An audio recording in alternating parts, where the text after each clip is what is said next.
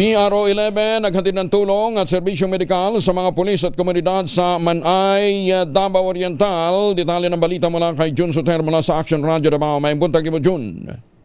Mayong buntag usab Kuyang Angel, naghatid ng humanitarian at relief assistance ang Police Regional Office 11 o PR11 sa pangunguna ni Regional Director Police Brigadier General Joseph Argelias sa mga tauhan ng kapulisan at mga residente ng Manay, Davao Oriental na napektuhan sa nagdaang kalamidad noong Oktubre 15, 2025. Isinagawa ang aktibidad sa ilalim ng Post Disaster Recovery and Rehabilitation Program upang tulungan ang mga kasapi ng PNP at mga mamamayan na nawalan o nasira ang kanilang matahanan. Namahagi rin ang PR11 ng pinansyal na tulong at grocery items sa mga benepisyaryo. Sinuri rin ng Regional Engineering Unit 11 ang struktural na katatagan ng mga pasilidad ng kapulisan upang matiyak ang kaligtasan at patuloy na paggamit ng mga ito. Kasabay nito, nagbigay ng medical at mental health first aid services ang Regional Medical and Dental Unit 11 at Camp Sergeant Kitin Merecido Hospital, kabilang ang mga pamamahagi ng bitamina at gamot sa mga apektadong individual. Ipinanawagan din ni Police Brigadier General Argelias